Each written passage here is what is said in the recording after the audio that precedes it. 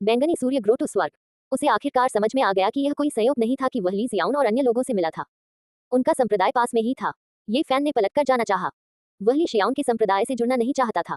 आज वे मिले, लेकिन ली शियाउन शांत थी। उसकी शांति लगभग ठंडी थी। हालांकि उसने उसे पैसे दिए, लेकिन उसने उसे उच्च और शक्तिशाली होने का एहसास दिलाया, जैसे कि वह उसे दान दे रही हो। तुम चाहते थे कि मैं एक सामान्य व्यक्ति बनूं और सही रास्ते से न भटकूं। क्या मैं वाकई इतना असहनीय हूं? वह खुद पर हंसा। वह दुखी नहीं था, नहीं उसके मन में कोई नफरत थी। सब कुछ बिना किसी निशान के चला गया था। ये फैन को लगा कि अगर वे फिर से मिलेंगे तो वह बस हंसकर टाल देगा। कुछ भी याद रखने की जरूरत नहीं थी। कभी कभी एक कोमल ब्रश बेहतर विकल्प होता है। ये फैन दर्जनों मीटर चल चुका था जब वह अचानक रुक गया। वह सोच रहा था कि जयांग परिवार के शूरवीरों के पीछा से कैसे बचकर निकला जाए। इस समय उसने अचानक संकट को हल करने के लिए बैंगनी सूर्य ग्रोटो स्वर्ग का उपयोग करने के बारे में सोचा। अब वह इतना मजबूत नहीं था। उसके लिए उनसे सीधे लड़ना असंभव था। वह केवल सावधानी से सोच सकता था।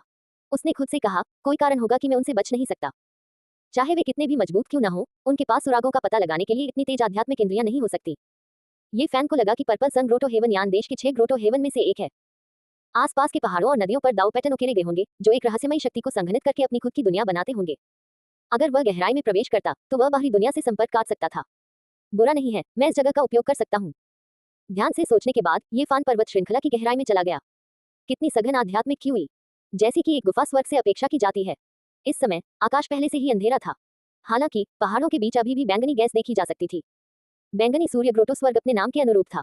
जिस क्षेत्र में ये स्थित था वहां बैंगनी धुंध छाई हुई थी। कभी कभी आसमान में चमकती हुई धूप दिखाई देती थी। बाहरी दुनिया में भी कोई भी महसूस कर सकता था कि यह असाधारण था। पहाड़ हरे थे, घाटियां हरी थी, झरने साफ थे और वनस्पतियां हरी भरी थी। कई पौधे संवेदनशील लग रहे थे। उनकी पत्तियां रोशनी से चमक रही थी। ये फैन पर्पल सन ग्रोटो हेवन के पास गया और ध्यान से देखा कि क्या वह अंदर घुस सकता है। हालांकि उसे ऐसा करना मुश्किल लगा। पहाड़ के गेट पर न केवल लोग गश्त कर रहे थे, बल्कि जंगली जानवर भी उसकी रखवाली कर रहे थे। दोनों अजीब जानवर उबड़ खाबड़ थे। वे विशालकाय मगरमच्छ जैसे दिखते थे, लेकिन उनके पास एक जोड़ी पंख थे। वे दो छोटे पहाड़ों की तरह थे जो वहां पड़े थे। उनकी बेसिन के आकार की आंखें रोशनी से चमक रही थी। अरे, वहां कुछ युवा घुटने टेक रहे हैं। क्या हो रहा है? ये फैन को ये देखकर आश्चर्य हुआ कि कुछ 16 या 17 साल के युवा सामने घुटने टेक रहे थे। गश्त लगा रहा एक किसान वहां से गुजरा और बोला, आप लोगों को यहाँ से चले जाना चाहिए। आपकी योग्यताएं बहुत साधारण हैं। चाहे आप कितनी भी कोशिश कर लें, ये काम नहीं करेगा। अमर गुरु, हमें एक और मौका दीजिए। साधक ने आह भरते हुए कहा, तुम कई दिनों से घुटने टेक रहे हो। मैं कोई हृदयहीन व्यक्ति नहीं हूँ, लेकिन तुम्हारी प्रतिभाएं बहुत ही साधारण हैं। तुम वाकई परीक्षा पास नहीं कर सकते। जल्दी करो और पहाड़ से नीचे उतर जाओ। ठीक है, मैं तुम्हें एक और मौका दूंगा। आधे महीने में शिष्यों का फिर से चयन होगा। तुम रहने का अवसर पा सकोगे या नहीं, ये तुम पर निर्भर है।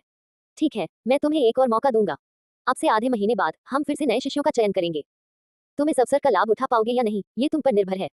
धन्यवाद अमर गुरु। सभी युवक एक साथ घुटनों के बल बैठ गए। धन्यवाद अमर गुरु। सभी युवक एक साथ घुटनों के बल बैठ गए। कौन है ये? किसान ने अपना सिर घुमाया। अमर गुरु, मैं आपका शिष्य बनने आया हूँ, ये फान चिल्लाया। यह आधे महीने में शुरू हो जाएगा। आप बहुत जल्दी आ गए हैं। मेरा घर बहुत दूर है। मैं यहाँ आधे साल तक पैदल चला हूँ। मुझे देरी होने का डर था। कृपया मुझ पर दया करें अमर गुरु। ये फैन ने कुछ देर तक उसका निरीक्षण किया और महसूस किया कि यह साधक बहुत कठोर हृदय वाला नहीं है। वह संभवतः अपवाद करेगा। यह नियमों के विरुद्ध है। ये फैन ने ईमानदारी से बताया कि कैसे उसने पैसे इकट्ठे किए और भीख भी मांगी। उसने हजारों किलोमीटर की यात्रा की और आधे साल से ज्यादा पैदल चला, तब जाकर उसे बड़ी मुश्किल से यह जगह मिली। ये तथाकथित अमर गुरु बहुत बुरा नहीं था, केवल 27 या 28 साल का था। वह वास्तव में बहुत नर्म दिल था। ये फैन के फटे कपड़े और गंदे चेहरे को देखने के बाद उसने आखिरकार आह भरी और सिर हिलाया। उसने कहा, तुम उनके साथ अंदर जा सकते हो। ये फैन ने जल्दी से उसे धन्यवाद दिया और युवकों के साथ सियांग ग्रोटो स्वर्ग में प्रवेश किया। सभी अमर पहाड़ बैंगनी धुंध में लिपटे हुए थे और धुंधले दिख रहे थे। महल पहाड़ की चोटियों पर बने हुए थे। वे बहुत ही अलौकिक लग रहे थे और उनमें अमर राज्य का आकर्षण था। यह सियांग ग्रोटो स्वर्ग आत्मा खंडहर ग्रोटो स्वर्ग से भी अधिक घना है। ये फैन ने खुद से कहा और सिर हिलाया। ये जगह वाकई असाधारण थी। अमर पर्वतों की गहराई में चलते हुए वहां हरे भरे पेड़ पौधे और बहुत सी आध्यात्मिक जड़ी बूटियां थी। एक साफ आभा फैल गई। यह एक बहुत ही सुंदर और शांतिपूर्ण गुफा स्वर्ग था। ये फान और उसके युवा बांस के जंगल के पास बस गए। यहाँ कुछ लकड़ी के घर थे जो विशेष रूप से छोटे मोटे काम करने वालों के लिए आरक्षित थे। साधना करने वाले शिष्य यहाँ बहुत कम आते थे। यहाँ पहुंचने के बाद ये फान धीरे धीरे शांत हो गया। अगर उसे अभी भी इस तरह पाया जा सकता है तो वह केवल मौत से लड़ सकता है। कोई और रास्ता नहीं था। सबसे अधिक संभावना यह है कि मुझ पर कुछ ऐसा है जिसे वे महसूस कर सकते हैं और ट्रैक कर सकते हैं। ये फैन ने सबसे पहले ग्रीन कॉपर ब्लॉक को खत्म किया। ये संप्रदाय का एक रहस्यमय खजाना था। अतीत में कई साधक इसे अपने हाथों में पकड़ने पर पहचान नहीं पाते थे, अब तो यह उनके कड़वाहट के सुनहरे सागर में शांत था। क्या ये दाव धर्मव्रत था? ऐसा करना बिल्कुल भी संभव नहीं था। जब तक वह कोई रहस्यमयी तकनीक इस्तेमाल नहीं करता, तब तक उसकी कड़वाहट का सुनहरा सागर दिव्य लोहे की तरह शांत रहेगा। बाहरी लोगों के लिए इसे भांप पाना मुश्किल था। क्या ये हो सकता है कि इस स्रोत ने मेरे ठिकाने का खुलासा कर दिया हो? ऐसा नहीं होना चाहिए। ये फान को कुछ समझ नहीं आया। उसने खुद से कहा, अभी इस बारे में चिंता मत करो। पहले इस स्रोत को परिष्कृत करो। अगले कुछ दिनों में बांस का जंगल बहुत शांत हो गया।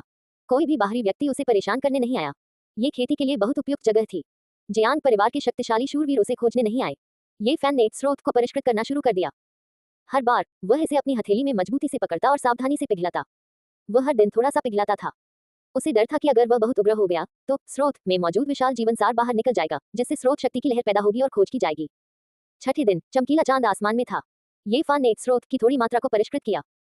इस समय कड़वाहट के सुनहरे समुद्र ने अचानक सुनामी की लहरें भेजी। गति भयानक थी। उसने जल्दी से रुककर स्रोत को छिपा दिया। कितनी परेशानी वाली बात है।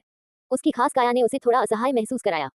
उसे लगा कि वह इसे नियंत्रित कर सकता है, लेकिन अंत में जब वह टूट गया तो फिर भी एक भयानक आवाज आई। कड़वाहट के सागर की अजीबोगरीब घटना बहुत चौंकाने वाली थी। अगर इसका पता चला तो यह निश्चित रूप से हंगामा मचा देगा। ऐसा लगता है कि इस स्रोत को पूरी तरह से परिष्कृत नहीं किया जा सकता। मैं इसे तभी जारी रख सकता हूँ जब मैं यहाँ से चला जाऊं। हालांकि उसकी फसल छोटी नहीं थी। इस समय कड़वाहट का सुनहरा सागर बड़ा हो गया था। अंदर 8 और दिव्य पैटर्न थे जो कड़वाहट के सागर के ऊपर आकाश में लटके हुए थे। ये फैन ने इसे पहले से ही दिव्य धातु के टुकड़े में बदल दिया। वह लगातार हरे तांबे के टुकड़े पर इसे ठोंक रहा था और बार बार दाव पैटर्न की नकल कर रहा था। अगले दिन सन्नाटा टूटा। कुछ युवा साधक आए और ये फान को ढूंढ निकाला। ये तुम हो? वह छोटा भिखारी। कुछ लोग चौंक गए। वे पर्पल यांग गुफा के शिष्य थे जिनसे वह कुछ दिन पहले मिला था। हालांकि ली जियाओन उनमें से नहीं था। कल ये फैन ने बहुत हंगामा मचाया था। कुछ साधक जांच करने आए थे, लेकिन रात में उन्हें कुछ नहीं मिला। उत्सुकतावश ये लोग सुबह देखने आए। आप हमारी पर्पल यांग गुफा में क्यों आए हैं? क्या आप जूनियर सिस्टर ली को खोजने के लिए यहाँ आए हैं? वे लोग बहुत हैरान थे। उन्हें यहाँ ये फैन को देखने की उम्मीद नहीं थी।